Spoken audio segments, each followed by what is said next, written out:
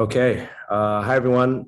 It's Ken and Keyvan. We work together at Keller Williams, downtown Toronto. So we're right in Toronto, Canada, in the heart of it, in the center of everything. Keyvan's our leasing specialist. He's really amazing, and he looks like he's helped one of your friends here and coming to Canada, and he's actually working with a lot of new immigrants. And you know what? To be honest, we've noticed a lot of new immigrants coming into the country as our borders open up. As we recover from the pandemic and the economic shutdowns, Canada's mandate is to get more people into the country to help with immigration. And yeah, so I think the policy has been really good to allow people into the country. So you guys probably know better for that process than we do. We're not immigration consultants, so we don't know anything about that. But what we do know is how to help you with either leasing or buying your first home when you get to Canada, when you get to Toronto specifically. Toronto, as you know, is the largest city in Canada. So by population, by economic, we're kind of the economic engine of all of Canada. And as you know, Canada has really good freedoms in terms of safety, from police, from schools, from education, from opportunities as well too. So and diversity. Diversity is a big thing as well too. We don't have only just one culture. We have many cultures here. And it's nice to find your own community, especially if you're coming from India. It helps you really settle in really easily. So that's some wonderful things about Canada. We can get to a question and answer later on as we go forward. But right now, Keyvan's going to talk a little bit of the process on how he helps people first get into a rental and what to look forward to. And then after that, we can talk a little bit about buying, if that's something that you're looking to do as well. So a lot of people I find in my history and my experience here is that they rent first, and then maybe a year or two down the road, they make a plan to buy something if they choose to stay here. I've been working in this business for 17 years as a real estate agent. Keyvan has been at least 5 or 6 years, right? And yeah, and he knows what to do with the process. So a lot of it, you might have some questions on how to do it. It might be as easy as just, it's not as easy as just saying, I want the place. A lot of times it takes an approval from a landlord. In fact, it's a little more strict requirements than even buying your own place, because landlords typically, it's their investments, or usually it's their entire investment, and this is all they have.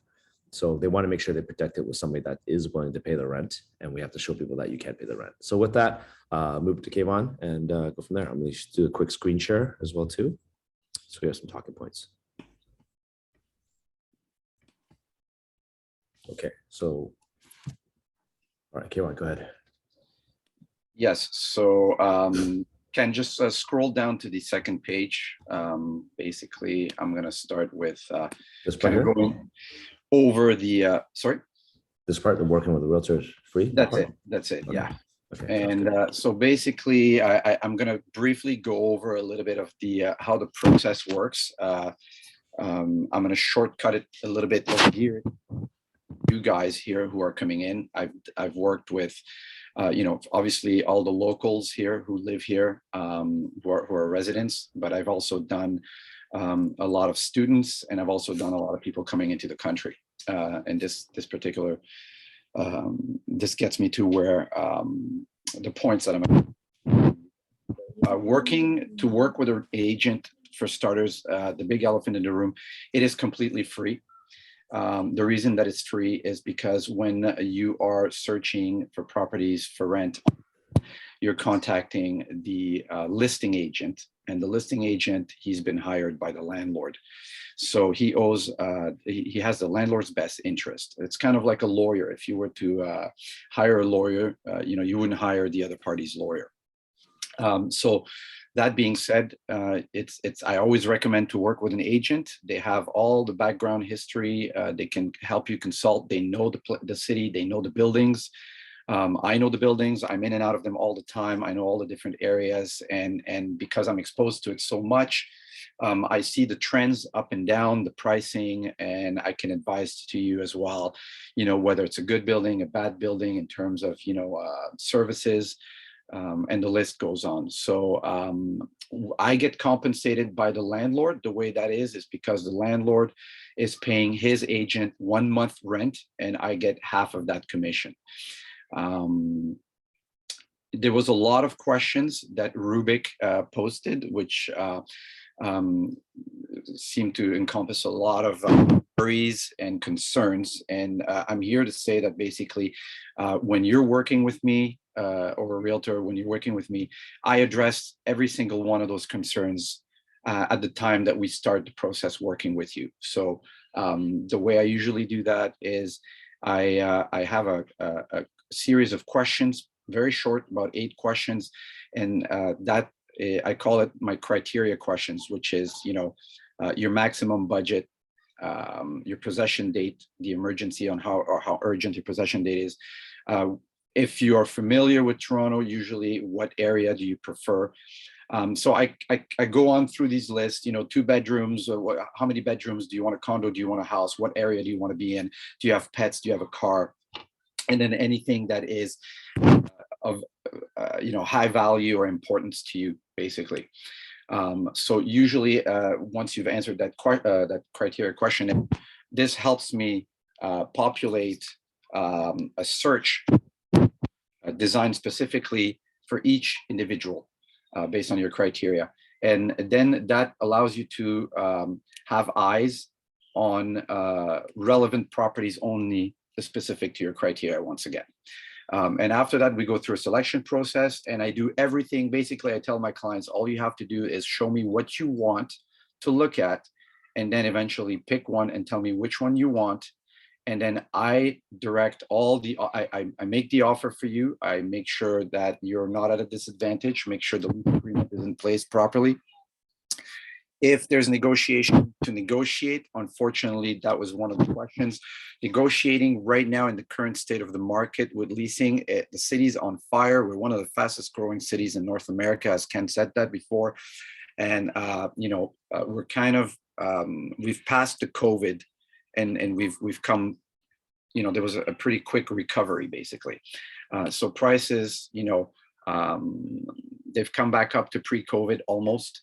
And, the system that I will put you on to search, you don't have to take my word for it. It is a great software that helps manage your expectations. You can put your price range and the things you want. And if it just does nothing yields, it's just because it doesn't exist at that price point, and you're going to have to adjust. Let's move forward. Okay, really quickly. Yeah. So let's make sure you don't touch your laptop because it's changing the microphone a little bit. Okay. So yeah, that's good. Let's kind of open up for really quick questions if anybody has. Let's try to make this a little bit interactive. If you have questions, feel free to unmute yourself. Ideally, turn on your video, but unmute yourself. Just ask a question. But first things first, Keyvan went through these 4 questions. Working with a realtor doesn't cost you anything. The landlord is one that pays us for it. We'll address your concerns at the time we start the process with you. And Keyvan's job is to really recommend good areas based on your criteria of what you're looking for. Correct. Any questions? Okay. I have a question. If you're saying, if let's suppose we're talking about the prices that came back to pre-COVID situation, right? Mm-hmm. So what's the average, if we talk about median in the Toronto city, so what's the average we can sort of seek at the moment? What we are looking at right now? It really depends on let's your suppose size. I'd say one BHK condo or a 2 BHK condo for those. 1 bedroom, 2 bedroom? Yeah. Ken, do you want to answer that one, or? Yeah, it really depends on the size you're looking for and location. Location does matter a lot. If you're looking for a rental, you might be looking around. I find right now the smallest 1 bedrooms in good core prime expensive areas are about $2,000 a square foot, $2,000 per month for rental, right, Keyvan? Correct. Yeah. But we see some up to 2,400, maybe some as cheap as 1,800 Canadian dollars. So it really depends. Be aware that the lower the price, sorry, Ken, the lower the price, like if you're looking at 1,800, if you're looking at something between 1,000 and 1,500, I would say, even a basement apartment, it will be very hard to find, in the core or even in the GTA. We call it the GTA, the Greater Toronto Area, which is the nearby neighborhoods. It'll be very hard. And if you want to look at something like 1,800 for a 1 bedroom, maybe plus, then just be aware that you will not have parking you're compromising on a bunch of luxuries, based on your price. But Ken, Yeah, sorry. they may not have a car when you first come here, right? So this is just for the downtown core. There's also basement apartment rentals you can get in the suburbs, which is the outer regions. It's not so populated like the main city center. It's a little further away. So Keyvan's going to get to that in the bottom part here. And meanwhile, we're just going to go through this stuff here. And does that, another question which I have, does that include the amount which you have quoted, 1,800 to 2,000, does that include utilities? No. Or do we need to pay something more Well, than that? I'm going to get to all of that actually also later on. Like basically, every it's based on individual cases, basically. So, when I help you search, we put in, like, as I said, a range, let's say 1,800 to 2,500, just to kind of give you a cross section of what is available for what price, but we can narrow the filters with putting, as soon as I click off a hydro included filters, which usually categorizes, units with utilities included, you can see the number of available units drop substantially. So I tend to try to strategize. My strategy is to usually not do that. And if we do find one that is included, then great. But, I think to sum up your question really quickly, if you want a 1-bedroom, 1+1, be prepared to pay, maybe at the very lowest without a parking space, 1,800, and in the higher end, maybe 23.5, 2,400. Pre-COVID prices, you've seen, depending on the area, again, as Ken said, could have been as high as 2,500. So, and it also all depends on the square footage. You have a lot of, it's about the skeleton of the unit. You can have a 1-bedroom, 700 square feet, but you can have also a 2-bedroom inside of 700 square feet, and then the rooms are substantially smaller. So all of this, don't focus too hard right now on this. I think that the most important thing are going to be the elements that you're going to require in order to be prepared before you get here. And then once I put you on a search and I'm here to assist you, these questions will all be answered and will disappear. So feel safety in that, or comfort in that, that this is our job. This is what we do. And we will craft, a search specifically based on your budget and based on your needs. And Ashish, one thing we should also mention. Sorry, go ahead. And as you're saying, the rent are coming to the pre-COVID levels. What about so if somebody want to buy a townhouse, right, or a property there? Are the prices coming back to normal, as in COVID times due to higher demand and quantitative easing? The price actually increased, right? For buying, I will let Ken answer that question actually right there. Yeah, so buying is actually increased in price. It hasn't actually slowed at all because of the available capital here is cheaper. When you get a mortgage in Canada, it's the rates are really low historically. They're starting to come back up a little bit. So I think now is a good time to buy, if anything. We can't go back into time. That's an unfortunate problem. But going forward, as interest rates increase, I find there's starting to level off a little bit. So there's a little bit more opportunity to buy right now. Okay, and there's a whole process on coming to Canada. We can discuss that in another webinar, but this one is focused mainly on rental. There's programs for newcomers to Canada, which help you with down payment options. It's a little bit lower down payments that you can put down. You get preferred rates as well too, and we can work with you individually for that as well. Yeah, that's another story, right? Feel free to contact, for sure, to contact specifically for purchasing if you're interested. Ken has a wealth of information in all different various ways of doing it. And one thing I tell all my investor clients as well, or any kind of purchasers, if you look for the long term for buying something, I'm talking about minimum 5 years, maybe even 25 years as the mortgage pays off, then you can't go wrong, because there's a lot of factors going into play of why I don't think the price is going to come down, even though it's an all-time high. Toronto is the economic engine of Canada, the entire Canada. Toronto is the most populous and has the most jobs and the best well-paying jobs in Canada, in all of Canada. So that's why our prices are high. Yeah. Ken, hi, this is Mitesh. I had a question related to what Ashish had just asked. Sure. So the $1,800 to $2,400 range that you have suggested for a rental apartment, for a condo basically, this is for a 1 BHK, but is this a furnished house or is this an unfurnished house? They're generally will the unfurnished. rate- Okay. Sorry, go on. They're generally unfurnished, and to be very honest, again, this is something I was going to address later on, but it's great that you brought up the question. Furnished, from my experience, tends to always be a little bit on the higher end. Depending on the size again, but for smaller sizes like 1 bedroom, 1+1s, usually about $100 to $200 more, if not more. All right. And the reason why is because landlords are looking for, they know it's short-term in nature, and they can charge a little bit more because of the cost of getting the furniture in there, and also just, a bit of profit as well too. So if you're planning to stay here for, 1, 2, 3 years, I think it's better to buy furniture. There's several places where you can buy it cheap. IKEA, StruckTube, whole bunch of places where you can get, even Wayfair.ca, it's all online, everything ships to your house. There's options here to make it relatively unaffordable, and that way you can make it relatively affordable, and that way you can make it designed the way you want to, and it's all brand new stuff. All right, because my next point was that since most of us will be just landing into Canada, and the first 6 months is going to be a very dicey situation for most of us, because where do we find the jobs, which areas our jobs will be situated. According to that, we'll be selecting a permanent residency for the long term, which would be say 1.5 years, 2 years, 3 years. So for the initial 6 months, what should be the range that we should be mentally prepared for? Sure. Let me talk about that really quick, Keyvan. Yeah. So I assume there's 2 streams, Mitesh. I'm not sure who comes in here. So maybe some people come here with jobs already pre-planned, and some people come here looking for jobs.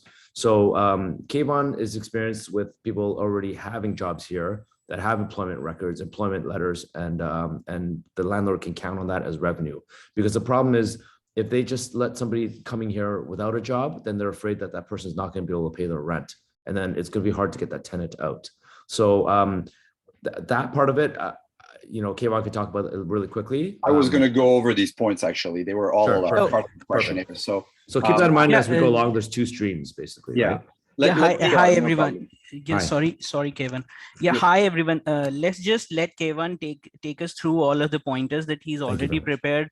Thank you, then and then open the questions a little later once he's gone through everything, because we've already sent him a list of questions that include all of these things, and once probably he's gone through all of that, a lot of that is going to be answered, and then we can probably take it forward from there. Thank you. Yes. Thank you. Absolutely. Very much. Kevin, Thank you, Rubik. Kevin, I just had one question related to something that you already covered. I missed that part. There was some snag at my end. You said that property agents work for landlords. So, I'm not able to draft it in a more sensitive way. If property agents are working for landlords, then how can one be assured that they're actually looking out for tenants' best interest also? Sorry, Keyvan, can it just let me get this one really quickly? Absolutely. So, as just Keyvan mentioned, realtors and property agents are like lawyers. So lawyers don't work from only one. Whoever is the landlord's lawyer is going to be taking into account the landlord's best interest. But whoever, so for example, Kenneth or Keyvan, they're your realtors. So they're working with you. So they're your lawyers. So they're normally the landlord and the tenant. So I'm the tenant, the landlord is a property management firm or whoever the owner. And then there are 2 realtors. So there's not one realtor, there are 2. One is from your side, the other is from the landlord side, and they interact, one with your best interests and the other with the landlords, and that is how the deal happens. Correct. Yes, thank you, Rubik, and thanks, Sajal. That's a good question. In terms of ethics, we have a strict code of ethics that you have to be licensed to be a realtor in Canada, in Ontario, which is a province here. You can't just go ahead and transact and help people transact, because as you can imagine, there's a lot of fraud going on. So we have to be licensed to do that, and there's strict requirements for that. One of those strict requirements is adhering to the code of ethics, which basically means that we have to act in your best interests as if we're representing you as a tenant. That's right. But that being said, in negotiations, there's lots of ways you can negotiate. One is definitely price, but I think more so because the demand is so strong. We have rental vacancies of less than 1% in Toronto. So you can imagine if there's 100 apartments, only 1 is vacant. And that's a lot of competition, a lot of people looking for places. Price is certainly important, but I think more importantly is securing you the place as well too. Because recently we just had a listing, a downtown core for 2150 it was, and we had 7 offers on there. And 6 of those 7 people came from, were Indian new immigrants into Canada. 1 was from US, but 7 out of 7 was all foreign people coming into Canada as our borders open up for immigration. So again, to reiterate, one way we can help you is to get you the place in the first place over competing with somebody else, another tenant as well. Yeah, it's kind of basically, it's definitely advantageous to you and brings a whole bunch of value and benefits to work with an agent that, we know the business. It's kind of like if you're going to do some plumbing, let the plumber do the plumbing, and so on and so forth. So we have strategies and we have ways to kind of, and we also have a network, we might be working with somebody again and again over, and that we've worked with before. So little advantages and so on and so forth. And with that also, Keyvan, sorry, real quick last thing. We want to get the sale as well too, because we want to get paid the commission. But ultimately, we have to do it with a good code of ethics and make sure that we're doing it properly. We're not going to just stick you somewhere. Second of all, if you were to do this yourself, it's very hard to coordinate with individual landlords because those people aren't scrutinized by our real estate board, by the authorities. So as a landlord, you can rent to anybody and you can do whatever you want. As long as it meets the tenant protection laws and the landlord protection laws. So as long as it's fair within that, but if you don't know those laws, then it's pretty difficult. And that's one of our value adds that we help you as a tenant as well, to show you what's legal and what's not legal to do as a tenant. Because if you don't know, you can get ripped off pretty easily. Mm-hmm. So I'm gonna Yep. I'm gonna pick up the points a little bit and go down the list again. Really, sorry. Go ahead. Rubik. Sorry, Kevin. Just some mention for our benefit. Guys, this code of ethics is actually also a two-way street. So there's also this ethic that we work with one lawyer at one time. So there's this.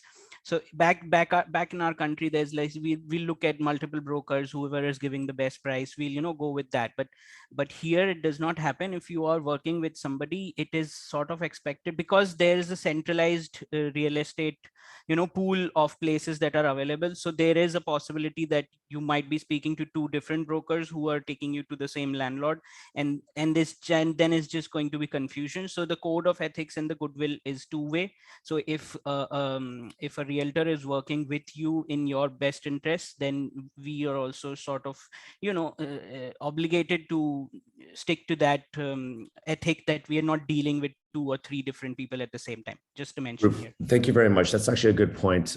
So there's actually an agreement that you're supposed to sign that you're working with us exclusively. That's actually a very good point because other parts of the countries don't do that. And if you be careful when you sign something with your realtor, because they could turn around and sue you if you decide to go with somebody else.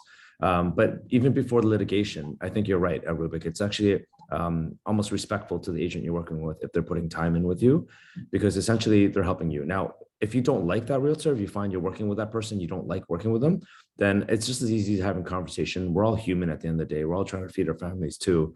So if you have the proper conversation, they might be able to let you out of that agreement. And nobody wants to hold you to an agreement. At least we don't do that. We don't want to hold you to a contract that you don't want to be in. Ultimately, the growth of particularly Ken and I, the way we do business is we want referrals. So, when we see red flags or things that are not good for you in the process of your rental, we're going to bring it up. I'm not just going to try to make a quick, park you into this place and say goodbye. We stick around with you guys. We revisit later on in the future. We keep in touch on a year-to-year basis, and we want to make sure you know how you're doing. And this is how we've grown our business and our network. With repeat customers that are happy and satisfied. In the past, to become a realtor was a little bit easier, and you had all sorts of shady characters. But in this case, with us, we have your best interest in mind, truly. And it's not like a car dealership. We don't have to lease you something that's on our roster. We can literally open any door in the city. So it's actually it's almost better to focus with one person. You make a good connection with that realtor. He becomes almost your friend and your advisor, your counselor, and everything that goes with it. So I get to know your likes and your dislikes. If you're working with multiple realtors, you're all over the place. It's just you're creating confusion for yourself, as opposed to working with me. We went out a couple times. You showed, on pictures, on videos, something looks great. Once we get there in person, it looks completely different. I get to feel that from you. I get to know how you feel about a space and what you're looking for, and I can help you narrow down the search and save everybody time, your time, my time, and make this, an enjoyable process. That's pretty much what happens here. So I'm going to go a little bit quickly before we get carried away. We can answer many questions at the end. We kind of briefly touched on this. So before coming to Canada, obviously, because of the due diligence from the landlord side, it is advisable. Most of the people that I've been in touch with recently, such as Rubik, it is advisable for you guys to have already a job security or a position prior to arrival. That would entail probably, as Rubik had, he had a promise letter or an employment letter. His partner was already employed from a firm, a satellite of the firm here. So, providing some documents was fairly easy, and I'm going to go over the documents later. If you do not, and it has been the case where I've met somebody and they just literally had no employment and not enough financial safety reserve in the bank. If you don't, I would highly recommend that you have funds to pay for, almost a year's worth or less. I mean, I don't know, but, Ken, you've experienced this. It could be a crapshoot whether the landlord wants to do that or not. But I've put, for example, students where the father or the co-signer or the guarantor had to pay a year in advance because the student's not employed, and it is what it is, right? Correct. So Keyvan, the reason why, again, just to reiterate, the landlords, this is probably their largest investment. It's usually just an individual that owns this property, not a company. So they don't have multiple. It's just only one property that they have. So they want to make sure they have somebody that pays the rent. And this second point here is to pay the year in advance. Is if you can't prove that you can pay the rent, then at least this way it's guaranteed that they have for the year. Now, that's not always the case that they'll accept it. Sometimes they still want a good employment in there. The reason why is because it's really hard, because the laws here are so strict for protecting everybody's rights, including tenants. They want to make sure that if you're not paying rent, it's very hard to evict somebody, in other words, to kick them, even if not paying rent. It takes a long time to do so. And one thing I should add to that, Keyvan, when we're talking about representation in the previous comment here, a lot of agents actually don't like working with tenants, to be honest. And Keyvan's a gem, a special guide. Rubik, I really appreciate you bringing the group to us. It's probably because you did a really good job with Rubik, and I really appreciate that you're helping us. But it takes a lot of patience to be an agent to work with tenants, because, to be honest, the pay is not a lot. But we see in the bigger picture to build relationships and with our people, so eventually continue the business sustaining. If you want to research somebody's profile, you can research us. We're on Broadview Avenue. That's our team name. If you can look at us on Google, you can see the reviews. And we always ask somebody leaves a good review or bad review. That's fine. Just to have their honest opinion on how working with us is. Thanks, Keyvan. Yeah. Sorry. So where do we leave out here? So access to funds is definitely something that's important if you can't. If not, the other thing that could work is, do you have a family member, a relative, or somebody that can sign as a guarantor for you? So that person has to be from the province of Ontario. They cannot be out of province. And it would have to be somebody employed, and all the documentations that I usually send in an email in my first contact or first touch email, along with the criteria quiz or questionnaire. There's a list of supporting documents. That person who is local here, who would sign for you as a guarantor, would have to provide me all of those documents, and obviously be employed and prove that they can actually handle to pay the rent, and obviously, so their credit score, their standing, their credentials has to be top notch. Basically, that's something that needs to be happen. So documents for you guys coming from over there. Kevin, just a point for the guarantor. Yes. So guys, in terms of the guarantor, it is going to be really difficult, because what the guarantor, if it's not the guarantor is like he's guaranteeing the payment, that guarantor is actually a part of the agreement. So they have to give their employment letter, their pay slips, and their credit history as well. So I have a close cousin here, but he refused.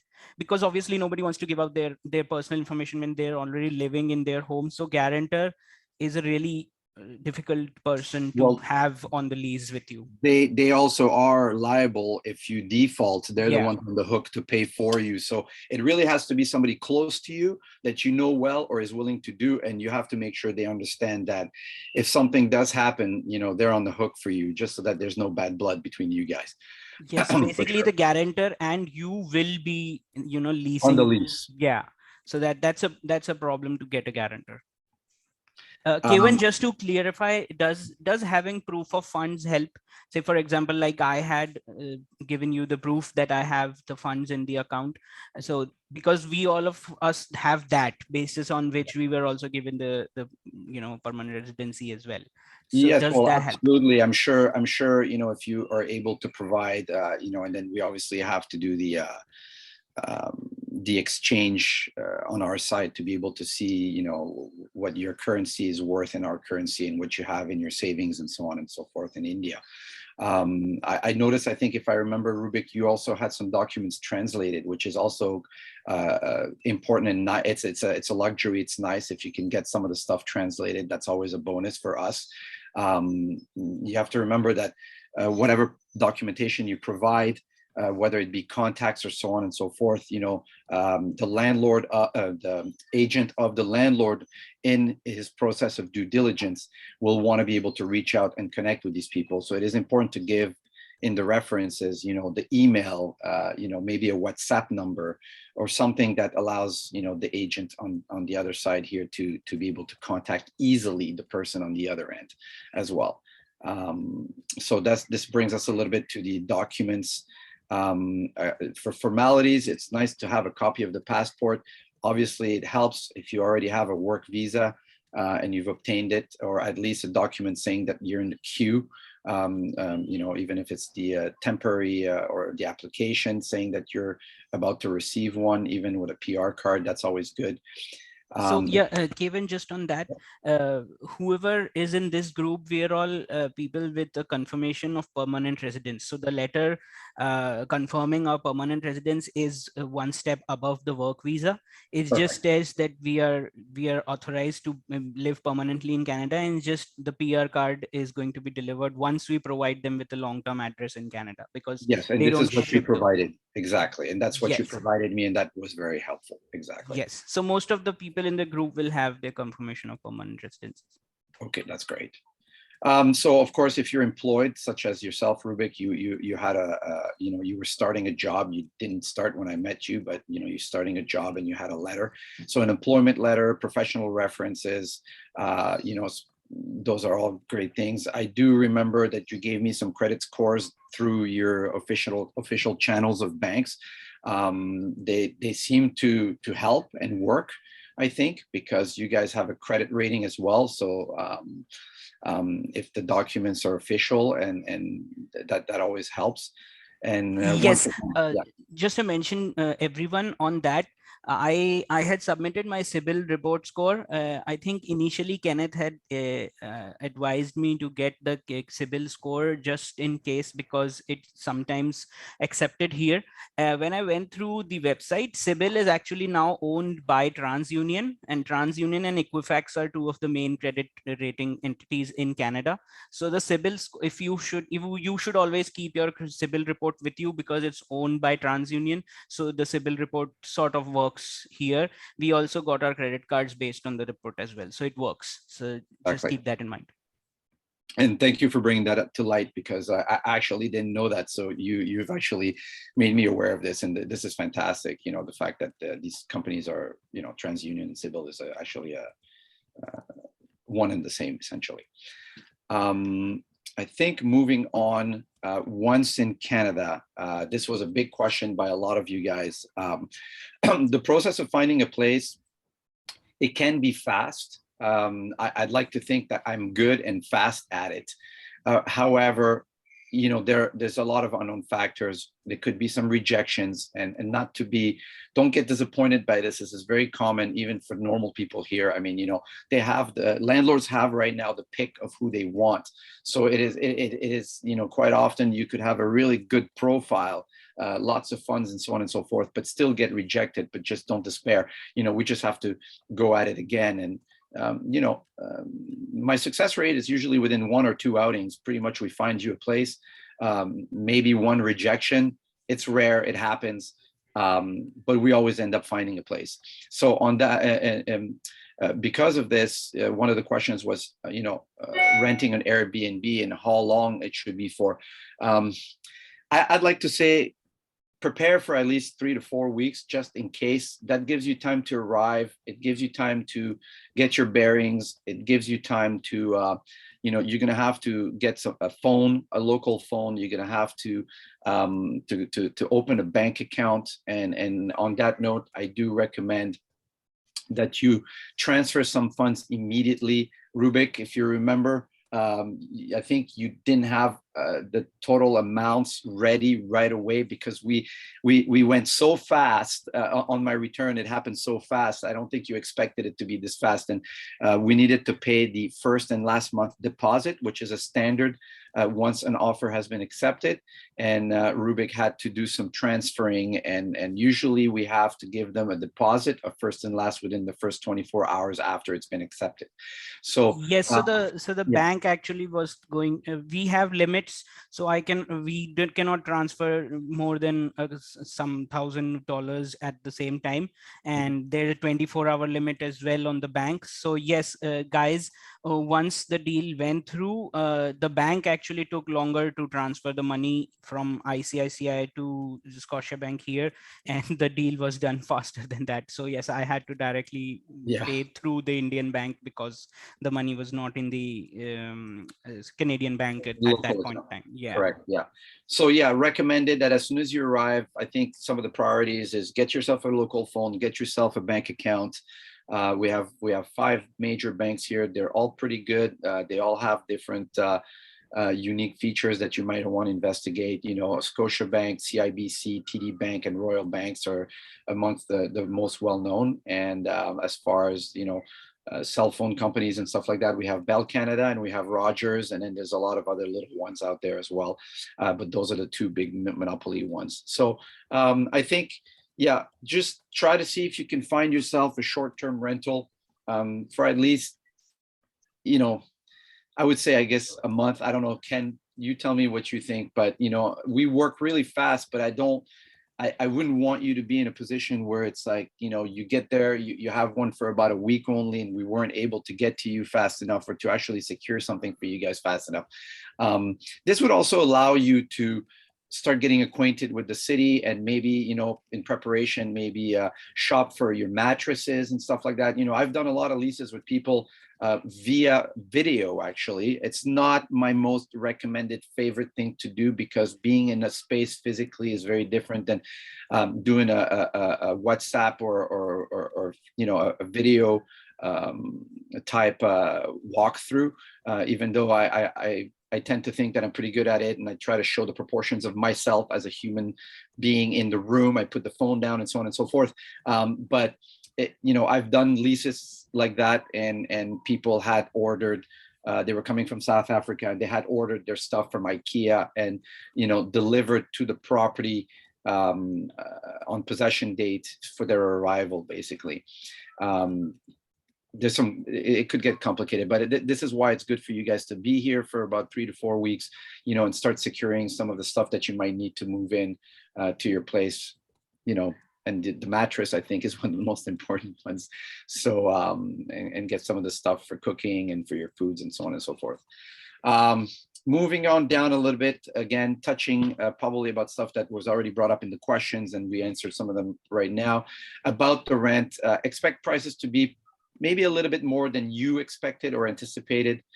Prices in the GTA. GTA, it's a Greater Toronto area, we call it. So this kind of expands quite far, and don't, being a 30 minutes commute, so for example, the core, if you are, for example, in the northern part of the city, which could easily be 30 minutes by subway, the rents are fairly similar. In order to get something cheaper, you would have to be substantially out of the core, and this would entail you doing a lot of commuting with the GO trains, for example. These are actually trains, so you would have to make your way from your place of residence here to the GO train and abide by the times of the GO train to make it down to the core. And then maybe even by then hop on the streetcar or maybe another subway or another bus to make it to your place of work. So all of this can be addressed at the time when you give me your criteria to better and more efficiently try to see what we can find you. If your budget is absolutely no more than a certain price, then you actually have no choice. So it'll be self-guiding it'll kind of point at where you have to be anyways. But if you have the luxury to select to have a wider range in your budget, then we can certainly help accommodate you being closer to your place of work and so on and so forth. Some places are cheaper and require less documentation. So there are like this. Just to mention for some of you guys that are out there, possibly, some places are cheaper and are available, but they're not necessarily, listed on MLS. You have Craigslist and Kijiji, places like that, where the landlords don't want to pay a fee to have agents or us lawyers to kind of make sure that there's a smooth deal, so that is kind of somewhere where we cannot help you or assist you with these properties. They are sometimes lower priced. You can find them, but we can't do anything for you because they're not on the realtor system. And we work predominantly with anybody and everybody that, is listed on the realtor system. This is to make it a cleaner transaction, safeties for you, both the landlord and the tenant, going by the guidelines. There's no gray area, less potential for disputes, and so on and so forth. We already mentioned, do not count on negotiating the rent right now. It's going to be very difficult. I can see it on my side. If you see something and I see that it has been on the market for 35 or 40 or 50 days, usually that's a red flag. If we go see the property, from my experience, it's not the cleanest, or there's always something that might be reflecting as to why the property's been on the market for that long. Ultimately, it is your decision if you want to go for it, if you want to tackle that property, and the landlord that is running that property or that owns that property, maybe at that point, to make it a bit more appealing to the landlord, we could say, look, we have somebody here, but you've been on the market for 50 days. We're going to knock off $25, $50 or $100, best case scenario. That is becoming very rare. Don't count on that. Budget for yes. Sorry, what part are we on right now? We're down at about the chat. Okay, sorry. I'm just highlighting in gray all the things we've talked about, and if you want to get some more information on the things that we've missed, or you need some more clarity, please review the recording, or you can ask us individually later on. We've passed once in Canada, and we're down at about the rent. So one question we had in the chat was, what's the minimum lease duration? So let's go one by one, because I think this is what people really care about and everybody's concerned about. So we talked about just to recap really quickly, we talked about the process, how to work with us, what kind of things to expect before coming to Canada, what kind of documents you'll require once in Canada, how to be here, and what steps to do. And now we're talking about the actual rent prices, process, and what the duration is, things like that, how the terms of the agreement usually work. Correct. So, again, we're picking up at budgeting. We talked about this a little bit before. Aim for at least 1,800 without a car. Sorry. Before that, really quickly, minimum lease duration. That was somebody that. So minimum lease duration. The way it works here is that you sign on to a 1-year lease. That is a guaranteed, where they can't usually, you're secure there. And after that, you fall automatically on a month-to-month. You can choose to resecure another year with the landlord. And again, that year is a safety net for you, where in general, the landlord cannot kick you out. If he does, it's usually because he wants to sell. And, there's a big and a huge process for that. Beyond that, if you do your year, there's a 60 days notice on both ends. If you want to vacate after that year, you got to give them 60 days notice. So on the 10th month, you got to advise the landlord that you'll be leaving at the end of your 1 year. If you're in the middle, if you've passed the 1 year and you're on a month to month, again, that same rule applies. Whenever you decide to leave, you got to give the landlord 60 days advance notice. And once you're in the month to month with a landlord and you decided to, for example, not secure another 1 year lease, if he wants to do something, he's got to give you a 60 days notice legally from under the guidelines of the Landlord Tenant Act here that we have, that is the governing body for protection of landlords and tenants as well. You can opt to sign a 2-year lease if you want. That's a possibility, but I usually don't recommend this, especially if you're just arriving and you're gonna create a life within a year. A lot of things are going to change. You might want to upsize, you might want to buy, you might want to do many things. So if you're locked into a 2-year, not that it cannot be broken. I think it can be broken. There's such things as, subletting or even assigning your lease. It's not ideal. It's doable. Again, we recommend do your 1-year lease, go on a month to month. If you're happy where you are, renegotiate another year lease, and so on and so forth. Did I miss something, Ken? I don't think so here. No, I think that's good. Yeah, some units have utilities included, most don't. Expect for something like a 1-bedroom or a 1+1. For utilities, there's electricity, which we call hydro. There's Enbridge, for example, for gas, for heat, and then there's water. On a smaller unit, you can expect anything from under 100 to about 150. For larger units and a lot of usage, that's obviously up to you. Don't leave the lights on when you leave. Don't leave the air conditioning on or things like that. All is based on your usage. But, on average, I think it's fair to say that maybe about 100 to 150 for a family of for anyone from 1 person to 3 people in an apartment is fair. Electricity, heat, and water are the 3. Sometimes you will get units that have water and heat included, but you will have to pay the hydro. That is the best, the next best scenario. And electricity is not the most expensive stuff. So, that's for that. Furnished is usually more expensive. We've touched that. Parking, if you find a unit, if you start searching for units without a parking, just know that usually parkings are pretty much about 100 to 150. They can go more in the downtown core, especially in the very, very center of the financial district. So be prepared for that. It is better to find a unit with parking included rather than to try to, because we cannot really assist you. Some buildings will have postings of, if we find you a unit in a building that has not a park, that doesn't have a parking included, you can look in the postings down in the mail room or whatever, or talk with the security to see if somebody has a place to rent. We're not in control of that. You're on your own. We recommend if you are looking to have a car in the near future, let's find you a unit with parking included.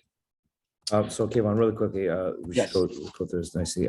So parking, if you're in the downtown core, you may not need parking. It's very walkable in the city. So especially if you have a downtown, a high-paying job downtown, maybe like an IT job or something, in those big financial companies, then you may not need a car. And Uber is very convenient here. It's very safe. Public transit is arguably very good as well too. So it depends where you're at. When we say the core, the very, very financial core, which is at the very bottom of the city, if you look at a map of Toronto and you use Yonge Street and let's say Front Street as an intersection, the core, all the core in the financial district is right around there. And truly, it's actually, when it's nice, of course, it's walkable. All of this is walkable very easily with a half an hour. Some places even faster, 15 minutes, 10 minutes. And then you have the subway system is quite good, so you can get around, actually. So I don't know if that makes sense. Okay, yeah, so that's good. So now we also had another question. There's a lot of questions in the chat. I've been answering them, Keyvan. I don't know if you've been paying attention or not to the chat. It's okay, I've been doing it. So with the, if you have a family with children, you have to think about school location, office location, things like that. So I personally don't recommend the downtown core if you have a family. It's pretty dense and busy here. There certainly are families that do it here, and there's some good schools in the city. If convenience is more of a thing to you, and also culture and being around the landmarks and just having a lot more density and things to do. If you want to move to the suburbs, what we call suburbs, which is kind of like the individual houses in the middle of, like a 45 to 1 hour commute or longer. There's obviously options there, including basement apartments as well too, which offer you good schools as well. So there's a lot of options, and Toronto is very different. So we can get that in a minute. Sorry? Somebody asked about rent control. Yeah, so let's try to organize. There's a lot of questions, a lot of people here. So let's try to go in order. So again, I've highlighted the great things that we've already talked about. If anybody has more questions, we'll save it for the Q&A. Deposit amounts, did we talk about that?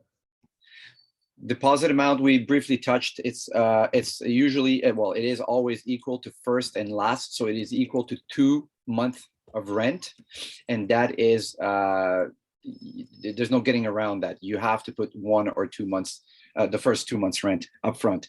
One of the strategies that I do use to help your case, depending on your profile, to strengthen it, is to offer more advanced rent. Now, know that that rent is applied. It is not held by the landlord. It is going to be applied. Well, he's going to have to apply it, and we can kind of direct that where it's going to be applied. So let's say we decided to strengthen your application with 4 months rent up front. We can try to make it so that you have your first 2 months are paid and your last 2 months. But this can vary. Some landlords might want to have it all towards the back end rather than the front end. This is going to go in your lease agreement, and everybody agrees to that. And it is rent paid. So if you put up 4 months rent, you only have 8 more months that year to pay. If you put up 6 months, you only have 6 more months, obviously, of rent to pay. Is a deposit refundable? No, it's not. Because if you sign a contract, it is a legal contract, so you have to honor that lease. So it's not refundable unless you come up for negotiation. Now, I should also speak about what Keyvan's talking about, the first and last month's rent. Sorry, really quickly. Yeah, just a second. Guys, on the first and last month rent, it does not work here like in India. If they're asking you for 2 months rent, in the standard situation, it is first month rent and the last month rent. So you will still need to pay the second month rent onwards. So it's not going to be 2 months are already paid. So you will pay rent for the remaining 10 months, that is months 2 to month 11. Correct. And then, so I should also say that by law, we're only actually legally allowed to ask for first and last month's rent. But sometimes landlords ask for more rent, especially if you don't have a lot of local income or local credit or any guarantor here. So just to make it competitive, because it is a very competitive environment again, and they could choose a local person to rent, because there's a lot of people moving out of their parents' homes, moving into these rental units. And sometimes as a landlord, you might choose to have somebody that's local here with guarantor, with a job here, that you can potentially sue or garnish their wages if they don't pay rent to the court system, versus getting somebody from overseas like you guys, where it's hard to chase it internationally, right? So that's why they choose local. So sometimes you might have to, even though it's illegal, sometimes you might have to offer a little bit more rent. And Keyvan's the expert that it's case-by-case basis. Yeah, it's the case-by-case basis, exactly. Yeah, Kenneth and Kim, there's a question. Is there a possibility to break a lease if it's already signed for a year? Yes, so we talked about it in the previous question. I'm not sure if we glossed over that one too fast or not. But ultimately, I'm pretty well versed in this because we do a lot of landlord stuff. Legally, no, you're not supposed to break the lease. You have to. So worst case, if you got relocated or you have to move back home in 6 months, let's say, and you signed a 1-year lease, then technically you still owe the remaining 6 months, even if you live there or not. And they could sue you for that. Sue meaning, go through the legal system. But sometimes landlords are up for negotiation, particularly if the rent market has gone, significantly higher, because during COVID, it dropped down a lot. So people that want to leave during the shorter terms, the landlords were happy with, because they can get higher rent from somebody else. So it's up for negotiation, it's individual negotiation. Sometimes in order to get out of that, you can find a sublet, which means someone to take over your lease or assign the lease to somebody else. And it doesn't require any work or cost to the landlord, or potentially that, you maybe pay a penalty to them and let them handle it, right? So again, it's up for individual negotiation. Once again, you're not dealing with a large corporation. And even if you are dealing with corporations and they own an entire building, there's many corporations here that offer rentals. So, and those guys are even more strict than the individual landlords, because individual landlords have feelings and compassion and things like that too. But again, it's up for individual negotiation. Hopefully I answered that. Yep. Okay, Keyvan, you want to keep one from this part here? Expect prices to be higher than you expected. Yeah, so we went over all these, right? And I'm just trying to see. I was trying to go through some of the questions that we've gotten a lot of questions. You answered quite a few of them. I'm trying to put into and so you can ignore the chat, Keyvan, and just keep going. Okay. But I'm trying to just go on the Word document here. I'll add them here as we go. Are basement apartments easier to rent? That's a question that we have. Well, let's put it this way. We have condos and we have homes, and what we call homes, we call them freeholds. Freeholds tend to be a little bit more expensive, especially if you're going to be in the core. The prices are enormous. Everybody's looking for one.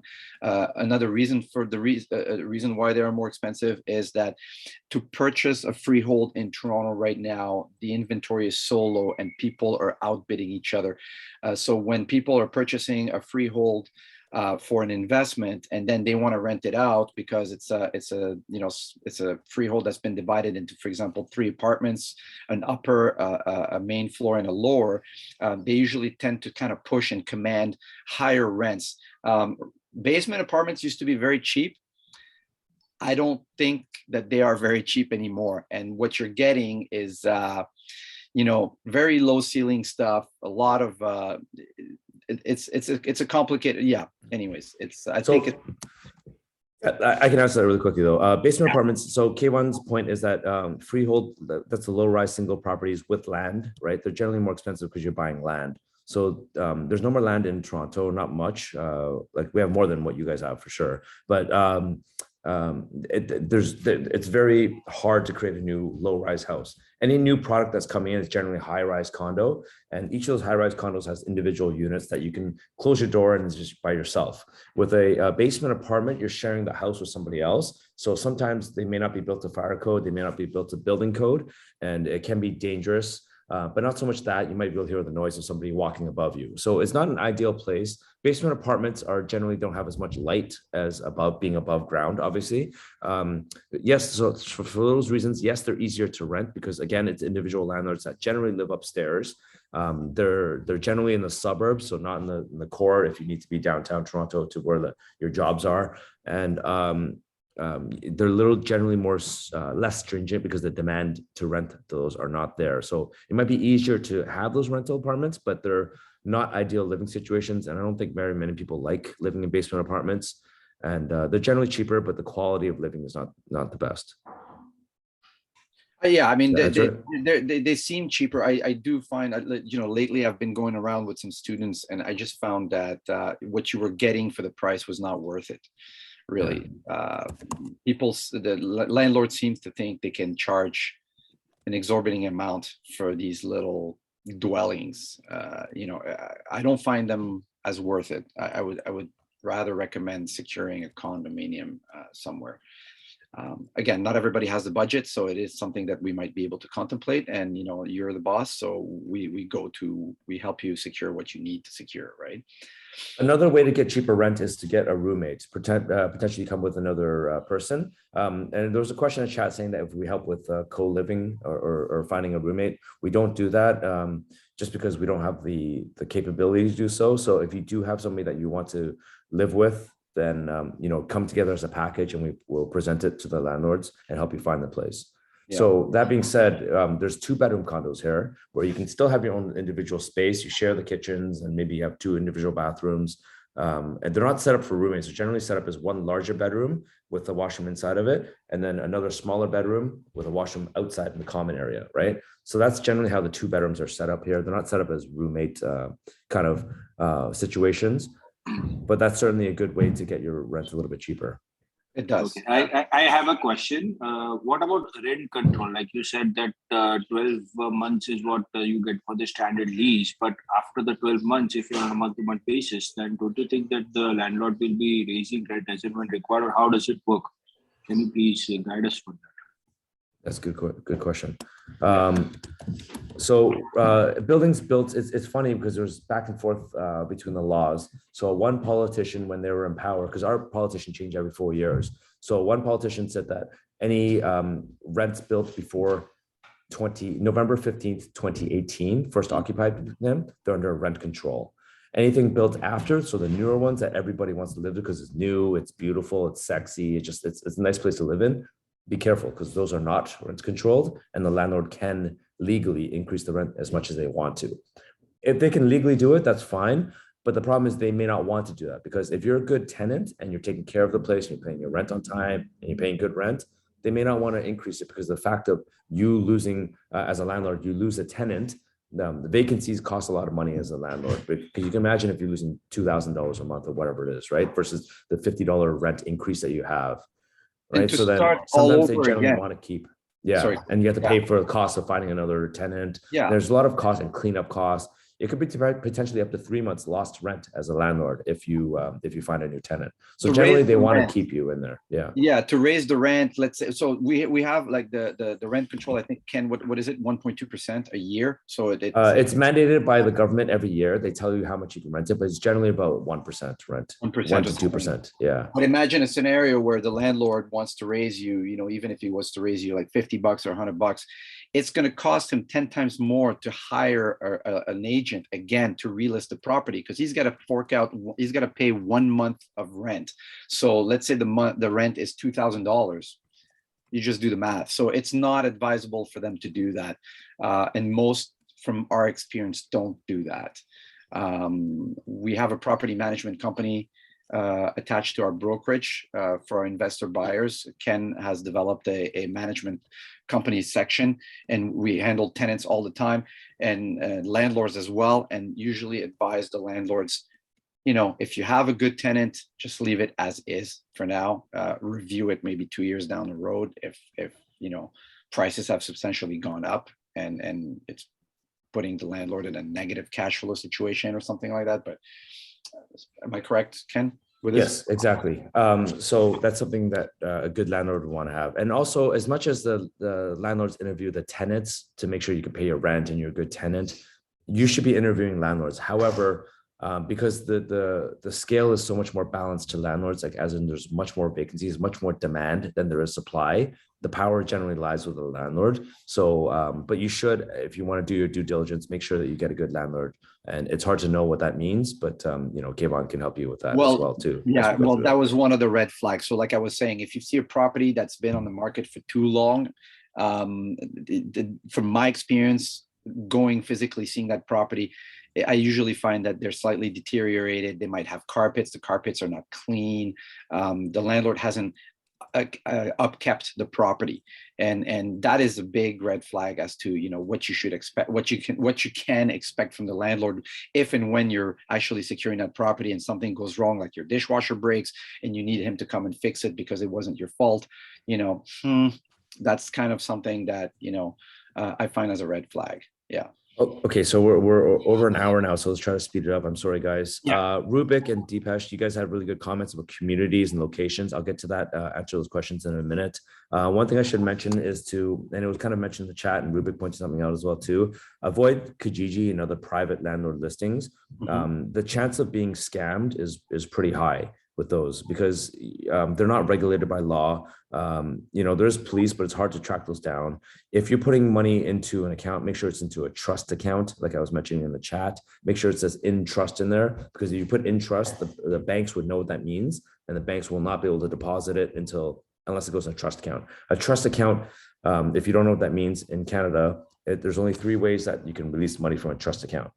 Okay, either the landlord and the tenant both agree to release it, the deal is completed, or the courts force you to do it. So that means you have to go through the legal process, and the courts will say they'll direct you to release it to certain parties, minusing any kind of damages. So a trust account is very powerful. It's the thing that the banks, all Canadian banks, would uphold. And if you're giving a deposit, first class deposit to a private individual landlord, that's a huge red flag, and I would not do that. Yeah. It is very attractive because the prices are cheaper, but it's part of their scam too, right? That might be part of the scam to get you to give their deposit. So then the worst thing, we don't want you to come here with all your bags packed and then show up and then you don't have a place to live in and you're scrambling to find a place to live. So that's very dangerous, risky proposition to work with. Okay, so again, we talked a little bit of, did we talk about prices? Anybody needs to talk about more about that? So we say we cover that. Okay, good. And again, it's all individual and depends on location. And that's mainly what our job is, to help you guide you where you can be in terms of your budget and what it can buy you. So that's like one of our most powerful part of the working with a realtor would help you with. Some places are cheaper and require less documentation are available, but not listed in our system, and we're therefore unable to assist you with those properties. Yeah. That's more about the basement apartments as well too, right? Yeah. So I'll put that comment up here. So these ones, sometimes if you're working with individual landlords, you can certainly do that. It's just maybe not recommended, and you kind of have to gamble a little bit with that. Okay, do not count on negotiating rent in this current market. Okay, so let's talk about here, prices. Okay, so we kind of talked about that. Again, we can go over a little bit more detail in the question and answer later on. We talked about the budgets of what to expect. Okay, so let's talk about location as well too. So in the chat, Rubik put a little example of what to put in, what locations there are. So let me just do a quick screen share of that as well too. I'll come back to this in a minute, the rest of the presentation. So you can see if we zoom, actually, let me, before I do that, zoom out really quickly. This is Canada, obviously. Toronto goes down to here. We're centered around 4 Great Lakes. So there's 1, 2, 3, 4. If you ever get to Canada, thanks. In here, there's cottage country, which is very beautiful, and I recommend you vacation there once you get to Toronto. But in the Toronto core here, there's like 150 different communities, if not more. If you look at it and see all divided like this. Now, some of these borders are not exactly, it's not black and white. Like once you cross this border, you're not in a different area. It's not like there's like a border patrol or anything like that. So a lot of this is gray line, but we have to delineate the properties somewhere. For the most part, I find that most of the jobs are in here. I'm going to take this off. You can see where the yellow parts are. That's generally where the more populated communities are. Density. Right? Red is more the hospitals and parks and things like that. But the yellow part is where a lot of the density is. And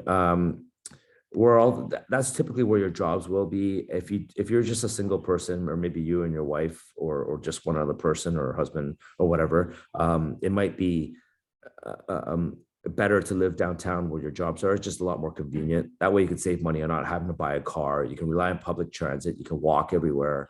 And it's quite wonderful to live here, actually. But for those of you with families, you might want to move a little bit further out. So for example, if you were to move from where it says Toronto here, where this populated area is, to, let's say, Etobicoke here, right? This commute by transit will take you about 45 minutes. There's a GO train that might take you there. And so there's there's a TTC, the Toronto Transit Community, which is, stops very often and picks a lot of people up along the way. And then there's also a GO train, which has maybe 2 stops into the city. And that might take 20 minutes, but then they're not as accessible. So say it pulls you here, but say your job is here, then you have to take another form of transportation. So it may or may not work well for you. So it really depends on the community. If you're driving here in traffic, again, it's probably gonna take you about 45 minutes, and no traffic, it might take you about 15 minutes. And Mississauga is another place, right? To get to Mississauga, you generally have to take one of the larger highways, such as the 401, which we'll forget about. It'll take you about 2 hours to get to work. Sometimes you take the QEW, which also takes you maybe about an hour to get to work, depending on the traffic or not.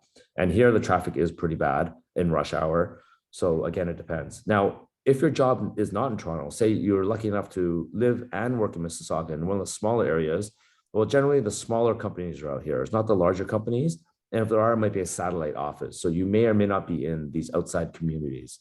The quality of life can be better if you have kids.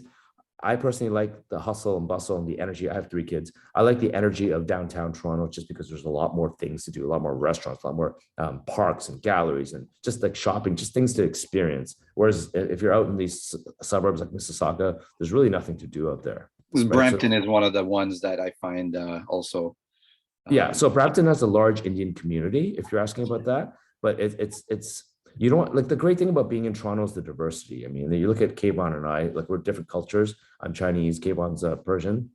By trade, by background, by background, and it's very normal. It's very normal to have different cultures here, and it's actually good because you get to taste the food and just experience everything. But if in Brampton, if you're up there, it's mostly Indian people, which may be good for you as you get situated. But again, that means you're relying on Indian jobs in the entire Indian community and economy, which maybe it's not the big companies here, right? Maybe if you're working for a larger corporation, then you'll be working with a global national company, which is in the city of Toronto. Okay, so hopefully that answers that a little bit. I think Brampton was also developed mostly like community-wise. Is at one point the type of homes and the developments there. Potentially the developers were Indian background, and it kind of attracted a community to reside there more than anything, and it's kind of become a little bit of a hub. Yeah, so you can see there's a bunch of what do you call them, temples or synagogues? Not synagogues. Pardon my ignorance. But yeah, that's a gurudwara. You're right. Yeah, so it's a Sikh place of worship. Sikhs. Okay, sure. So there's a lot of them, as you could see, right? You could just see the names there. It's kind of generally centered around the airport. That's good and bad because there's obviously a lot of airport noise. So generally they're cheaper communities. And I think as the new immigrants come to Canada, they generally wanted cheaper areas to live. And that just so happens that they all settled in Brampton because this primarily was Canadian. I'm talking about like maybe 30 years ago, before immigration was really popular here. It generally was a Canadian population. And then eventually it just flocked together. That's not to say that you won't find Indian people everywhere. Like you'll find Indian people in Toronto, you find them in Mississauga, you find them in Scarborough, you find them in Markham and Richmond Hill.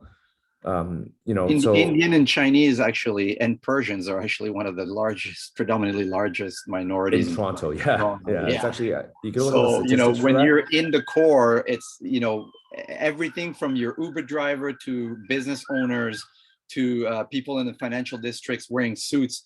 You're gonna get that cross section for your culture, Indian culture. You're gonna see that. It's like every corner you go everywhere you go to, you'll find your culture. So and again, you'll it's feel the diversity. Home. Yeah, you'll feel at home. It's fine. Feel at home. If you really want to feel at home, yes, Brampton, Scarborough, maybe some parts of Richmond Hill and Markham. Might be hard to find rentals. Mississauga. But yeah, the quality of life I find is a little bit harder to match than being in the more expensive parts of the city, obviously. That's right. How's the rental of Toronto condos and basements similar to Toronto? Keyvan can speak with that as well too. I find the standard of the price. The price is generally, it can be cheaper. I'm talking about maybe, what do you think, 1,800 versus 2,000? Like it's not much cheaper. For rental, it's not much cheaper actually. I don't think much so. cheaper. And my experience is that I found a lot of like undesirable places. It gets exciting, the price, you might see something at 1,600 or 1,700. We go there and it's just, maybe for a student, a young kid who's just leaving the nest, and maybe dad or mom are helping pay the rent and they're going to school. But in general, I find that in the core, the basement apartments, I don't recommend.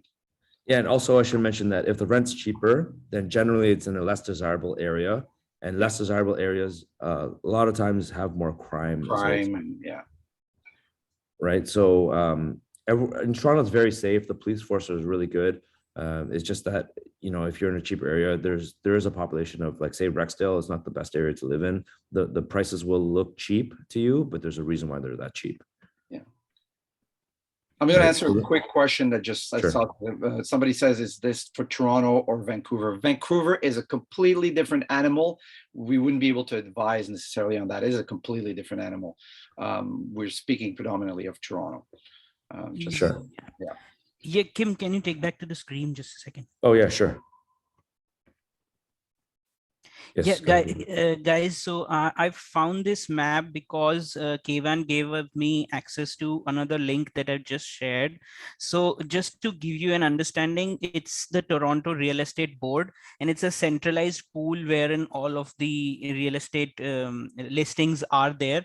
But Yeah. as a normal entity like myself, we cannot access it until and unless a registered realtor like Keyvan would, give you an invite and an access.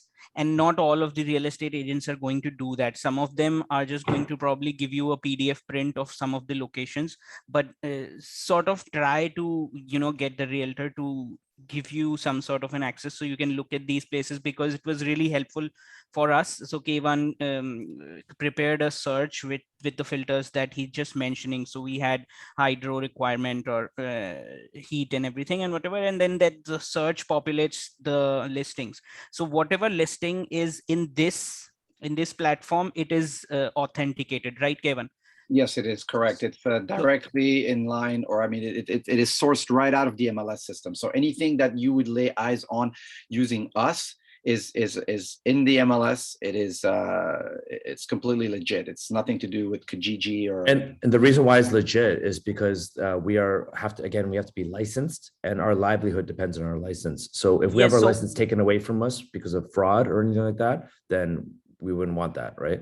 Yes. So one of the checks for a real estate agent that we can have is that if they're not able to give you access to this platform for whatever reason, there might be an underlying factor that they might not be able to, because unless you're a licensed agent, you cannot actually give anybody access to the real estate listing. This map is public, but then the access to the real estate listings, it's only through a licensed agent. Correct. Okay, so we also have a question about certain areas of Toronto, Mississauga, Brampton, which are good to suggest, and is Halton a good place? So again, every single situation is different, and this is where an individual consultation will come into matter. Right now, I can't generalize what is bigger for the entire group, or if it's better for you individually, because again, every situation is different. Now, from my experience though, there's a reason why the big city centers are popular, and depending on what part of India you're from, you know what I'm talking about. The main cities, maybe you don't want to live in, but I think in Toronto they're very livable here. Places like Halton and the outer regions, like Hamilton, things like that, I find that you're going to be limited in what kind of jobs you can have. Maybe you work at you start up a small convenience store, restaurant, things like that, or maybe you work, things like just individual employers. But if you want to work for a large multinational corporation, they're all centered in the city center. I mean, unless your job pushes you to go to Hamilton directly, I mean, they're saying your employment is going to be there, then you have to kind of work with a localized agent over there. Halton, for example, has Oakville. Oakville is a very wealthy development now, but in general, Halton is kind of farmland and stuff like that. So it's not really an appealing. So the green, yeah. Yeah, it's all the green. It's not really, you see Oakville down there. They're just giant mansions that cost $4 million.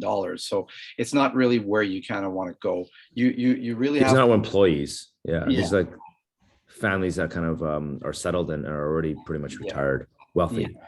So. If you zoom into these other areas, there's something called map art. It's a little bit outdated, but it tells you all the different little what the attractions are for the area. We have better maps. You just have to. This is more of an individual consultation. I found the communities check to be the best.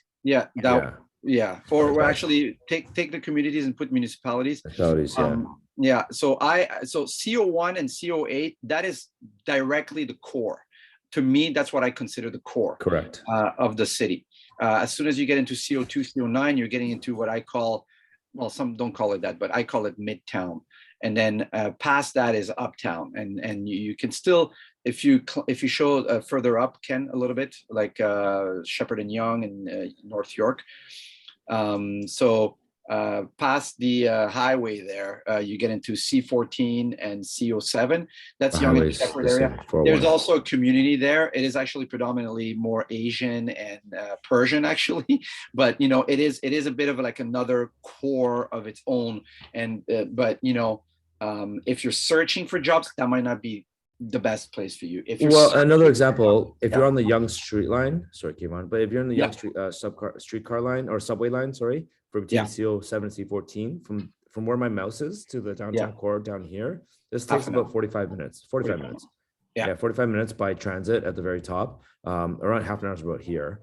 That's okay too. There's nothing wrong with that. You can, if you That's right. choose to have a little more space and you move up here and you commute down there, just know that it's a 45-minute commute if you're working in the city.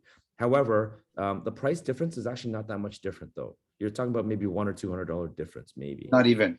Yeah. I don't maybe. think so. I've been doing some Maybe leases 100. on there. Yeah. Maybe. Yeah, it Correct. was almost similar across up till C14 to C1. They was Yeah, all- Yeah. there's just a lot of towers. There's a lot of density. Anytime you have huge density, then that just pushes the price. You know, people need to live there, and they know, and the rents go up, basically. Okay, so can I get back to the Yeah. the presentation? Yes. There's not much left, just a few more. And again, each of these locations and prices are all individual consultations, and you can speak with Keyvan for that. Do not count on negotiating. We talked about that. Minimum price, location. We talked about electricity, heat, and water utilities, and it depends again, and furnished price. Yeah, so we've pretty much gone through everything. If there's any other question and answer, let's do that now. Just unmute yourself, put yourself on camera if you want to. Yeah. There was a couple of questions. I can answer them really quickly. What if you're not able to give them 60 days notice? Can you give them 30 days notice? That's just that's between you and the landlord. If he wants to give you 30 days, great. Most of them won't, because they need enough time to find another replacement or another tenant. Rent control, we went over it. For any reason you leave before 1 year, is that possible? Yes, it is possible. It's what I was discussing, is to do a sublet or to try to figure out to see if to do a lease assignment. Most landlords are not going to be excited about that either. The landlord is obligated to give you 60 days notice. That is correct. That was Rubik actually answering. Do you guys assist with? I went through everything, Keyvan. I went through the you chat already? Okay, cool. All right. Yeah. There's one other thing I didn't get to. Is typical rent start date. Is it fixed on the first or mid-month works? Generally, fine. It's fine mid-month. It depends on landlords. Sometimes they'll prorate it. Again, every single situation is different. And the reason why we have jobs is because it's not a standard at least. Like they're owned. A lot of the rental stock is owned by individual landlords. All right. So it's not like a corporation, like I was saying before. And even if it is a corporation, there's many corporations out there. So hopefully that gives everybody a bit of clarity into the process. Yes. Hi, Ron. Hi. This is Rohan here. First of all, thanks a lot for sharing all this information. It was really very helpful. I appreciate that. Now, you mentioned something about the connectivity in downtown Toronto. A lot of things are just on a walkable distance. So that's from the downtown Toronto perspective. But what about the other aspects of GTA, maybe Brampton or Mississauga? Are the public transportation systems strong enough? Because at least most of us in this group wouldn't prefer to buy a car in the first 6 months at least. So I was wondering whether if we try to settle in any of these regions, would public transportation suffice for our transport to and fro? The subway. Yes and no. Yeah, sorry, go ahead. You want me to go? I was going to say, I can say really quick because I've been here for a long time. And so have you, I guess. Really, we're Canadian residents and born here. The public transportation system is not so good. You can do it. So one of our employees, Siobhan, right here beside me, he used to live in Brampton, and it took him how long to get downtown each day? Like 2 hours each way? Yeah, 2 hours. 2 hours and you have to take 10 hours per week traveling. 10 hours per week to travel. And how much did you spend a month? A lot. It would like probably $100 per month? No, per week. You're like $300. Yeah, probably like 300 a month. Yeah. A month or a week. A month. So to take public transit, Siobhan coming from Brampton back and forth it cost him about $300 a month because you have to pay for 2 transportation systems. There's a Brampton transportation, then there's Toronto. Yeah. So there's right? TTC, Brampton Transit. So. And sometimes you took GO train. It was and insane. You have to understand that the underground subway is not so developed. So you're looking at a multitude of buses. So you're going to change routes. You're going to be changing routes many times. So from where you are, you're going to take a bus, maybe the Brampton, the Brampton line, and then you're going to have to change to another bus, and so on and so forth until you actually have access to maybe the underground subway system, which starts somewhere around, I guess, Yorkdale, I think, if I remember correctly.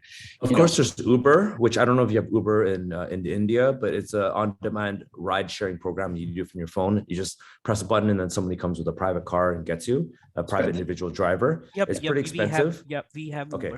So it's Yeah. very expensive though. That's the only Yeah. problem to get to, especially downtown, a long commute like that. It might be like $50 Canadian dollars per each way. Whereas Yeah. the transit might cost you $3 for Toronto and then, $2-3 in Brampton each way. So it might be $6. So, but it takes a lot longer. Now there might be a chance where you're living in Brampton and working in Brampton, but those jobs generally are manufacturer jobs. Like those job companies up there are warehouses. Maybe you work for Amazon as a shipping, receiving person, which don't pay a lot of money. Or maybe if you don't have to work, right? If you're just going there to live and not work, and maybe coming here with, retired already, then maybe that is a good place for you to live. I think if you want to Rohan- stay in your community.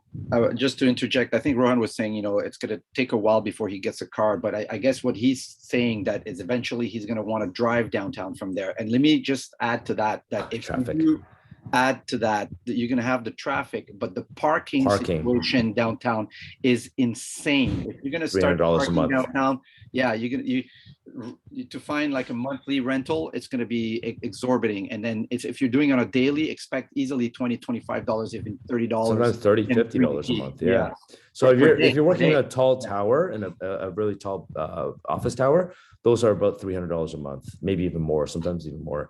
And it's $240. It's $240 a month in my building for a parking. In your building, but if you're talking about the office tower, if you're talking about the office tower, it's $350, $400. At $240 in a regular building, first of all, they're not allowed to rent it to outside people that don't live in the building, but sometimes people do. So you have to park in that building, find your way up the elevator, pass security, and just sneak through them every day, and then go to your office, right, and walk there. So it's not really, it's almost worth it to pay that extra $100-$200 to be in the office tower where you generally do work. Yep. They're actually going for more. I think I've heard of parking for like seniors in like buildings like $400-$500. Yeah. Ridiculous, just ridiculous. Yeah. So it's almost not better. It's not worth it. So if you're coming here for a job and you're working in the city, my recommendation is to stay in Toronto, at least for the first year, to figure out where you want to be. And then slowly you can figure out where you want to buy to live, where your budget can afford to buy. And I saw a question, what it was saying, is it similar in Brampton to here? There's not as many condos in Brampton as there is more houses up there, right? So for condos, you want to stay along the Yonge Street line, if possible. So, from the water, the lake, all the way up to North York, and when you start getting into Richmond Hill, you're starting to get a little bit far, but North York is still accessible and still doable. So we can assist with that. Just so you guys know, for a fun fact, Yonge Street is one of the longest streets in the world. Goes from Toronto Lake all the way up to, I think, way North Bay or whatnot. Yeah. Can I ask something really quickly? So a lot of, up till now, seems like a lot of roadblocks and objections of why not to live in Toronto. Ruben, can you talk about your experience in moving into Toronto and what you like about Canada in general and why it's better to be here? Yes. So first of all, I would just start by giving everyone, we're from India, so just give everyone a perspective that the population density that we are accustomed to, it is completely opposite here. So just to give you an example, Mumbai, we have a population of 29 million people. Toronto's population is 2.4 million. So C1 and C08, the core of Toronto that Keyvan just showed you, it's like the most populous area. And the moment you start moving out of it, the population density drops really quickly. And that is why you won't find so many buildings, so many, living places, and also the bigger companies start reducing in number the moment you move outside. And for that specific reason, that the transport is also built in a way wherein it is meant to improve the movement here in this area. I'm just to give you an idea, I'm living 1 kilometer from the CN Tower on McCall Street, and I walk everywhere, and there is no need for a vehicle. We don't even need to use the bicycles. Also, every road has a bicycle lane, and there are those green bicycle stations at every 500 meter. Yeah. So rental. Those are rental. They cost like $99 a year. So if you just take that, you can use that cycle, take it to station. So you can drive it from McCall Street to King Street and just, park that cycle and go to your office. And then you have the tram that keeps, they are going all the time. Then you have the Beck cabs, and then there's walking. Like almost 70% of the people on the road are actually walking rather than driving here. So I think the easiest here is to come and walk. It is really nice to walk. The pavements are nothing like you've ever seen, because the whole place is like built to walk and bicycle rather than drive. So there are rules for pedestrians. The cars will wait for you for however long you want to take to cross the road, and walking would be the best way to sort of get around. And on the highways it is really long, and also Uber is going to cost you a lot.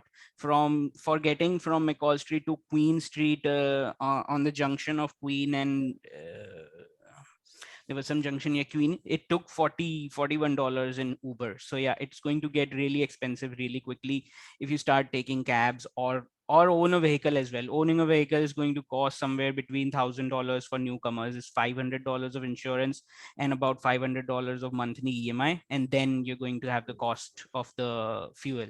So best to walk. And winters here are actually pretty cold. So they're very cold, actually.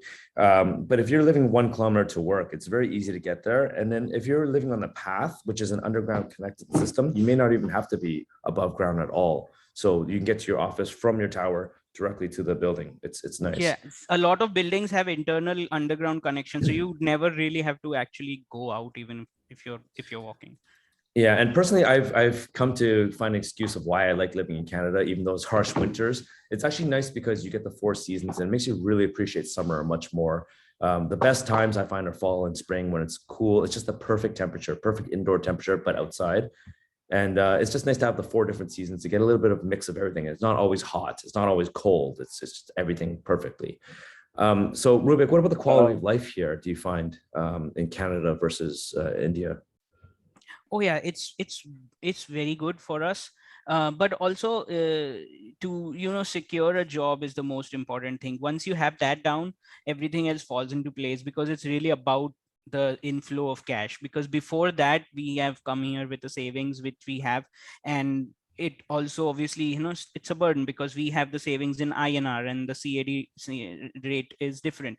So it really drains that saving really quickly until we secure a job. So securing a job is very important, but then it is also not very difficult at the moment. The market is very ripe. It is summers. Everybody who's going to come here, the market is very open, and they're really because of the COVID lockdown, they already have a lot of demand that is there for skilled labor. So that is exactly why we've been given the visas as well. So if you get down to it, you will find jobs really quickly in the Toronto region, in this very old downtown area, which is known Old Toronto, this whole area. Thank you very much for that. How about safety and food and culture and diversity and quality? Like what are you experiencing here?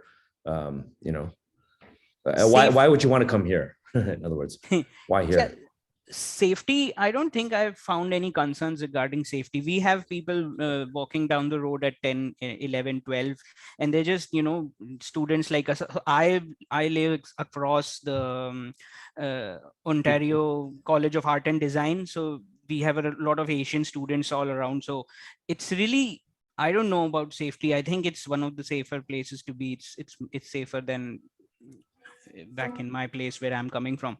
And then I would say with the density, you from what you guys are exposed to, perhaps, and I don't know, but for these giant city cores with you said 20 some odd million people, you're drastically reducing crime. Like it becomes an odd. Like if you get caught in the crossfire or something, it's really just wrong place for time. What I meant more from a global perspective, Keyvan, just I want to, because I've never been to India and I would like to learn about that. Yeah. But as I understand, here in Canada, we have we pride ourselves on individual freedoms and protections and safety. So every voice and every human matters a lot, including your individual rights here. So we have big human rights. So that's what I mean by safety as well too. With families as well too. Again, same thing. Little people, they're still people, and they're valued very protected very well as well too. Human life matters a lot here. Yeah, I find it very safe. It's fine. It's really nice. And your culture, is it a big culture shock for food and entertainment?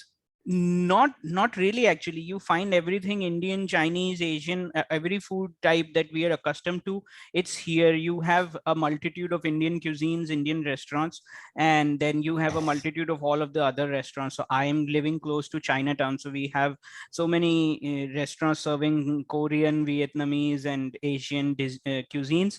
And then we have a lot of other ones as well, like you have the Indian cuisines, and then you have straight up American restaurants that serve the North American cuisine. So I don't really think culture shock is going to be the main shock. Is going to be the consideration and the etiquettes that everyone has for everybody else. That's something that is going to be a shock. Yes, it is going to be a shock, because yes, the consideration is there. So just to give you a brief example, when you're crossing the road, it would it is a fact that we are accustomed to sort of not the pedestrians not enjoying that bit of consideration from the vehicle drivers back home. But here they'd literally stop 100 or 150 meters away from you, and I took like 3 times to understand that that guy has really braked in the middle of the road just for me to cross, and I'm like 150 meters away from him. That guy had to twice, those people had to literally indicate to me with their hand gestures that we're waiting for you to leave. And I was like standing on the pavement just waiting for them to pass, because we're not accustomed to vehicles stopping for the pedestrian. But it's completely different situation here. So that might be something that will need getting used to. That's nice, because over here again, every individual life matters a lot. So in fact, it's a big thing if you get caught running somebody over. It's very devastating to have. So we would not want that. In fact, all the laws are protected around that. Yep. So and Toronto versus on Ottawa or Vancouver, things like that. Is it because you came here because the jobs are here, or why is it here? So yeah, just to give you an idea, most of the people in this group right now are provincial nominees. So we all have nominations from Ontario, because Ontario government nominated us to come here, and based on our skills and the work experience that we have. So Ontario had, so basis on the jobs that they have, they give invites. So they have invited us basis on our background. So that is why we're all Ontario nominations sort of, and it is also, it's like not obligatory or mandatory, but it is sort of, you have to stay in the province that invites you, and then move on to anywhere else. So we are free to move across Canada, but the province inviting you is the one where you got to stay. And also the main difference is that only Ontario is the province that invites us, rather than all of the other provinces where we can apply to get invited. So Ontario being the most populous and gets a lot of requests for invitation. I think in 2016, 2017, they changed the system wherein Ontario gives you an invite and all of the other provinces, you can apply to them.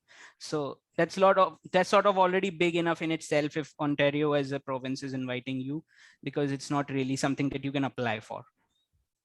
That's good. Thank you very much for that perspective. I choose to live in Ontario and Toronto for that matter because of very many reasons. And it's just nice to hear from somebody else as well too. Okay, so any other questions? Kenneth and Kevin, sorry, just a very quick question here. Like most of the people in this group, we all are coming there on a PNP nomination over there. And most of us are going to be young individuals who would be landing there without a job, most of us. So the first 30 days is definitely going to go into getting all our documents in place, getting all our place to stay in place. Now, would it be of any help if we get our old rent agreements from India? Like for example, if right now I'm staying in India on rent, and I've been staying in the same house for almost 3 to 4 years. So every year we renew the lease, and we have a document supporting that. So if we show that we have been staying in the same place with regular payments, there's been no defaulting, would that help? Because since we'll be landing in Canada, we won't have a guarantor, or we won't have any big support system over there. Well, I can speak to that, but Keyvan, if you want Yeah, to. I as mean, well. I think for, Rubik, refresh my memory, but I believe you had something similar and you actually had it translated, Yes. the reference letter from your past landlord. So that Yes. was very helpful. That is helpful in terms of showing your credibility, and the fact that you're paying the rent. Now, ultimately, what they're going to be concerned about here is that you can do the same thing here. So it'll fall right back to job security and funds. Can you pay the rent, basically? I think, yeah. As a landlord's perspective, because I'm a landlord myself and I represent a lot of landlords, they don't know if that reference comes from your friend or an actual landlord. That's the problem. Fraudulent or not. Yeah, there's no way to verify that this is an address in India and they are an actual landlord. So that's why it can help. It's just again, it depends on the individual and depends on how we package up the product, your profile. Yeah. And I should say also that, Kenneth, sorry to interject. Just a brief on that, guys. One thing that we had done was that I have also lived in the same place for the last 6 years until we moved out. We moved to Canada. So I'd been living there since 2016. So what you had to do was that my landlord is a 65-year-old lady, Marathi. So she does not speak any Hindi or English. So she gave us a letter in Marathi. So I had that translated, and I also attached her Aadhaar card. That is her social security card, like Kenneth and Kevin. So she had that, and we gave Keyvan the letter that had her phone number and the time and whatever you need to contact her. So that was helpful. Other than that, you can also have letters from your neighbors. So I was living in the same building for 6 years. So I had letters that I submitted to Keyvan as well from 2 neighbors as well, saying that we're not a nonsense couple. We do not, do all of those things that are disruptive to other people. And then the landlord's letter said that we paid the rent on twice, kept the room and kept the house in good order and been living there and so forth and so forth. So all of that helps. And once our deal was done, after Keyvan, Albert and I had a talk, and he said that the CIBIL report that we submitted was, looked very good to them. So that is also something that you can keep a track of. You should submit your credit history from CIBIL and also your bank statements. Those things helped Albert, understand that, it's all good. Just to note that Albert was the listing agent, but also running a form of property management in the particular building that we selected for Rubik. So so basically he's the landlord or the representative of the landlord. Representative of the landlord, exactly. Yeah. Just like Keyvan would be the representative of you as a tenant. So Exactly. the agent's representative. Okay. All right. So hopefully this is helpful. Rubik, you're amazing. Thank you for organizing this. I really, really appreciate it. I'm glad that everybody got some information out of this. It was very fruitful for us to also understand how it is as a newcomer to Canada and your perspective as well too. So I appreciate this. Sure. Thank you for both for taking the time out. I know how busy Keyvan's schedule is and yours as well. So it was very, very, we are very grateful that you could take the time out to, help us out We're and very educate grateful ourselves. too. I see that Thanks, a couple Ken. of people are mentioning that they were very happy and they wanted to contact us. So feel free, Rubik, to give them my contact or our company contact, actually. And we're very happy to help out anybody to the best of our ability when they get here. Yeah, I just put Keyvan's information on his email on the chat. It's keyvan@broadviewavenue.ca. And I think you might be able to reach him on social media if you want to. But for the most part, we'll send you this recording as well too. But Keyvan, you want to let people know how to reach out to you in the best way that you I think that's the best way. I mean, if you refresh my memory in an email by saying, hey, we're part of the group chat that we did a webinar, and this is our situation, so on and so forth. We'll just get the ball rolling from there for sure. And going forward, Keyvan and I would like to do this probably on a monthly basis to start. We'll make sure that we have the topics set out a little more organized and keep it under an hour. So if you want to invite anybody over for the next one, we'll set you the dates as well too, if you want to hear it again as well. Yeah, that would be great. That would be great. Thank you. And we must pay you for this, Rubik. Thank you for the next one. No problem. Thank you. Thank you very much, Rubik. Thank Take you, care, everybody. And hopefully we see you guys again. And, yeah, and All good right. luck on the journey to Canada and to greener pastures. Thank you. Yeah, Kenneth, I'll be looking forward for the recording link for the others sure. who could not join. For sure. We'll do. Absolutely. Thank you. Thanks, guys. Thank you so Take much, care. Keyvan and Kenneth. No We really problem, appreciate Rubik. the Take time care. that you shared. Thank you, Thank Mitesh. you. Thank you. Bye-bye.